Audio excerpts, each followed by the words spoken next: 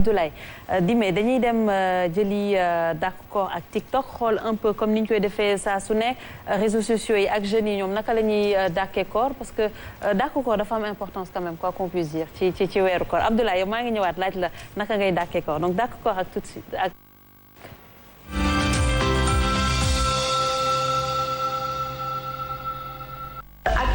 jamono bu njëkk ba ni nit ñi bëggeel bi ni mu meloon ak niñ doon comporté woo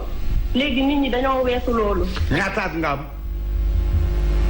papa mu ne ñaataat nga am nee na ñaataat nga am. man am naa 20 ans. fekkee nga jamono bu njëkk. yaa ñeme. yaa ñeme. yow yaa ñeme. tey laa mës a gis ko ñeme yàlla tey laa mës a gis ko ñeme yàlla. billahi barka borom Tuubaa tey laa mës a gis ko ñeme yàlla.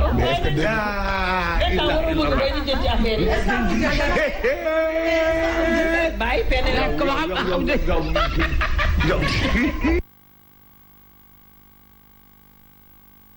kan jom topp na sëñ Bamba naan day julli si géej. waaw soo julli soo kàbbaree loo njëkk a wax. Allahu akbar. waaye moom mooy sama ndey la ko wax. dootu ko defati. sëñ Bamba doon delloo kenn du ma Bamba. ah Diop Ndiaga waaye Bamba point waaye. ma ne dooral Diop. maa faaye lekkati bopp. dooral. yëgoo ko nga ni. ah door na ci ay bal. Diop koy xaañ. yëgoo ko nga ni. may tottalu bon nga àndal doodu bàyyi fi ngay jàpp bul jafandu da ngaa dëgg bul jafandu mais ku ma dajale ma samay bagage mais ku ma daj ma ngay miir de mais ku ma ba li tax dof day naan nguur si sa ngi jeel mani ak Aliya ñoom ñëpp man xam man maa leen di fekki man ku leen di fekk ndayam ku la nax ba nga laal saana yaay. waaye déglu mani ma jubloowu ma yow deewu kañ jubloowu ma la yow deewu kañ voilà Abdoulaye jeunes yi ñoom nii la ñuy dàkkee koor ci réseaux sociaux yi yow nooy dàkkee koor. en tout cas jeunes yi am nañu inspiration bu baax man nag sama dàqum koor dafa yomb xam nga yeewu daal di def li may def maanaam farate yi julli maanaam ñaan su ma jullee tisbaar rek daal di war oto ñëw fii nekk si rédaction bi nekk si këyit yi di bind ak corriger ak yooyu dem si bouclage bi def naa ni ba heure ndogu jot ma daal di ndogu ñëwaat si liggéey bi boucler turbine wut sama une générale ak sama waa rédaction daal di koy tasaare donc jeex na d'accord koor gi daal yomb na si journaliste parce que nekkuñu si li nga xam ne dañuy nelaw ba maanaam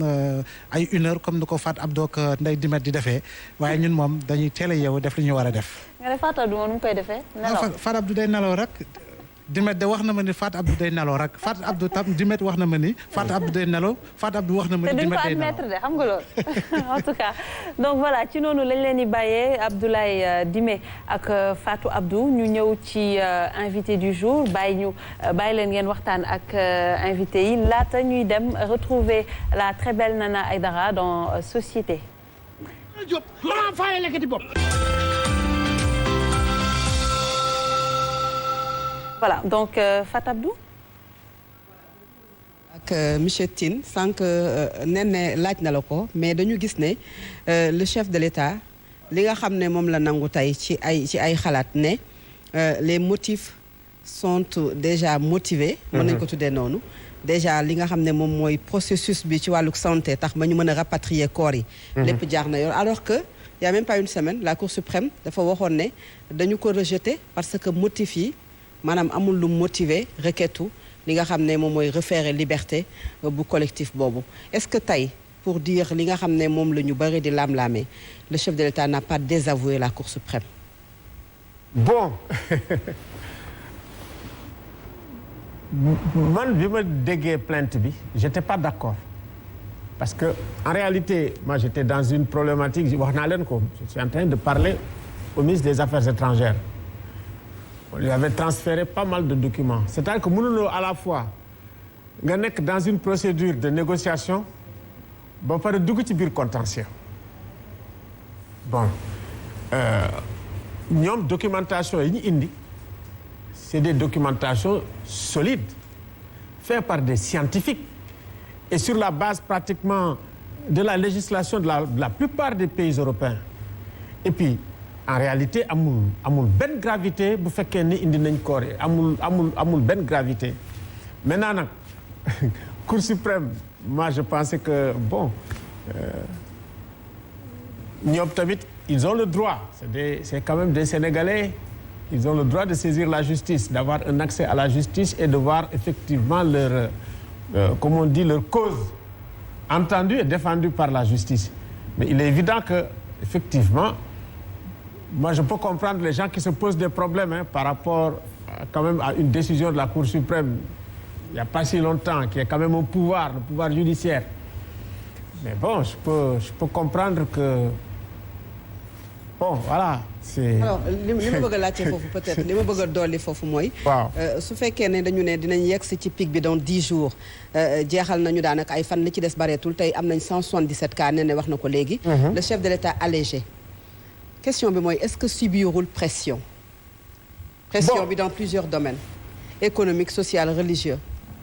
très bien bon moi j'ai beaucoup lu sur la question. am na sax un grand document qui a été fait par des gens yoo xam ne ils sont même pas des experts yoo xam ne il y avait des anthropologues il y a des historiens ñu ne situation européenne ak suñu situation bokkul ñun fii par exemple à plus de 90% économie informelle donc da ngay nekk dans un dilemme waxoon naa ko bu yàgg soit mourir de faim ou mourir de coronavirus alors maintenant tweeté sax avant mu jël décision yi j'ai dit il faut vivre et ruser avec la maladie parce que maladie bi léegi lañ ko gën a xam bu njëkk xamuñ ko woon boo gisee au début nit ñi dañu tiit paniqué njëkk kii boo xoolee yenn capitales yi ak ni ñu génne ci aéroport yi dañ daan daw foog ni affaire bi daf leen di dal ñëpp gaaw a làqatu après ñu commencé xam naka la ñuy contourner ça veut dire am na ay voies de contournement maanaam boo solee masque yi jël geste yi et puis am na ay pays yoo xam ne qui ne se sont pas confinés je pense que aussi kooku xam nañ ko comme ay Corée du Sud comme Shanghai ñoom ba léegi mosuñu confiné mais am na ay pays yoo xam ne teelu ñoo confiné am problème mooy Grande-Bretagne tey Europe ñoom ñëpp ñi ngi yëkkati di déconfiné mais moom nee na non Japon am nañ ay problème ñoom dañu ne woon bon léegi dañu ubbi école yi tëjaat ko bi mu amee problème donc fii dafa mel ni dañuy tëñax-tëñaxi comme tu as dit il n'y a pas une science exacte sur cette question li nga xam ne moom mooy protection bi dëgg mooy ñi ñi sol masque fexe ba nga xam ne coronavirus bi du circuler mais quand même il y a pas mal de pays yoo xam ne quand même dañ jël ay précautions pour école yi pour restaurant yi pour marché yi ça aussi c'est pas la réalité laay wax ndax subirul pression le chef de l'État tax mu jël décision bi nga xam ne jël ko tey décision bi c'est-à-dire que le seul fait qu'en réalité il devait faire son discours mardi qu'il le fasse le lundi c'est le fruit de pression très forte et de pression effectivement venant des confréries religieuses mais là on l'a anticipé depuis longtemps moi il y a des gens qui m'ont dit des religieux attention par exemple boo jëlee Médina Gounass ñoom dañ daan julli vendredi dinaa fi la depuis longtemps des gens ñoo ne à l'une Médina Gounass nangam bon à Touba c'était pas tout le monde mais c'était une minorité ça veut dire ñi fa ñuy liggéey ci mosquée bi ba pare wane nañ leen sax ñu def mais c'était pas les gens qui venaient mais ñi fa doon liggéey ñi occupé wu mosquée bi je pense que même à la Mecque c'est comme ça hein c'est les gens qui travaillent ce qui veut dire que ñoom ils étaient aussi dans un truc de confinement mais léeg-léeg bu ñu gisee image yi dañuy foog ne ñoom dañu lever te lever wuñ ak ce qui s'est passé c'est-à-dire que tey bu fekkee ne da ngay xool yan problème lañ am surtout problème mu islam en Afrique de l'Ouest dañ ci war a def attention bu baax ak problème mu religion c'est-à-dire que pour mu dériver dafa gaaw parce que ñëpp yemuñu njàng yemuñu gis-gis yemuñu disposition te dafa am ay prédisposition yoo xam ne il faut ñu wax ko compétition am na des fois c'est pas les qualifs au niveau du truc mais ça vient du bas souvent boo liree les réseaux sociaux ngay lire affaires yi day am il me semble que question yooyu yëpp am war nañ am tey ce qu'on appelle xawma un ministre du culte lay doon mais c'est important tey aussi bu fekkee ne am nañu ñi nga xam ne ñoo wala béy ñu analyser situation bi ni demuñu kooku tamit beneen faille la il faut que ñu réfléchir parce que tey maa ngi lire benn tweet Pape bi mu ne ñun religion yépp ñu ngi toog waxtaan seet naka la ñuy xeexe ensemble muy musulman yi muy juif yi muy ñoom Pape bi man damay luy lire ay tweetam tout le temps ñu seet nan la ñuy génnee ensemble ci pandémie bi il me semble que esprit boobu c'est un esprit extraordinaire tey bu fekkoon ne ñii nga xam ne ñu ngi ci jàngu bi ak ñii di chef religieux yépp toute obédience confondue ñu toog waxtaan ni nan la ñuy génne ensemble ça serait quelque chose d'extraordinaire mais bu demee nii am na faille donc il me semble que tey war nañu am un ministère du culte boo xam ne dafay am ay suivi c'est-à-dire que président bu waxee bari na ay failles yoo xam ne mën nañ ko gis tey benn faille am na bu xam ne c'est manifeste mooy le fait que amuñu premier ministre le fait que amuñu premier ministre mais président il est débordé mënoo nekk présidence nga nekk war a toppatoo yaa ngi toppatoo mondialisation le nouvel ordre mondial kii wu det bi di waxtaan Union africaine ba bëgg naan da ngay toppatoo aussi yeneen cas yi il me semble que il faut que mu am une réflexion sur le plan structurel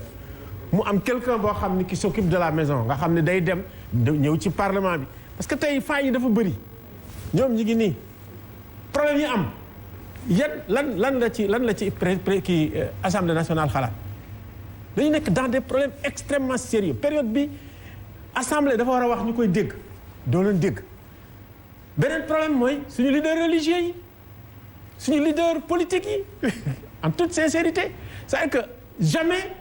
un président dans une situation extraordinaire n'a été aussi seul à prendre des mesures autant dans son gouvernement pour prendre les mesures très sérieuses que effectivement avec tous ceux qui sont censés le soutenir c'est extrêmement important ça veut dire que y a que l'opinion réseaux sociaux yi truc bu ñu génnee benn affaire rek ñëpp jàppaat seen bopp il y a des problèmes au Sénégal il y a des problèmes structurels yoo xam ni il faut ñu xool ko problème mu démocratie problème mu société parce que am na ñoo xam ne dañu ko tuddee le socio-culturel l'ensemble de ces problèmes là maanaam feebar yi ñu am ay feebar la du dëkk yëpp a feebar ñun tamit am nañu suñu jàngoro nan lañ koy faje kooku war nañu toog waxtaan ko wax ko carrément teg ci suñu baaraam parce que problème mu religion yi problème la ko boo nee du problème aussi au sein même de la oumma sénégalaise man damay gis ay imam yu ne bu ñu ubbi tey gis naa imam Kanté tey benn tweetam gis naa ñeneen tam ni d'accord uñu au sein même des confrères yi am na ñoo xam ne dañ naan c'est un danger donc loolu yëpp boo gisee mu am c'est que il y a pas eu de suivi par rapport ak une question fondamentale moom laay wax toujours religieux yi dafa war a am toujours un suivi préparer ko waxtaan à la limite da ngay xool rek les fuites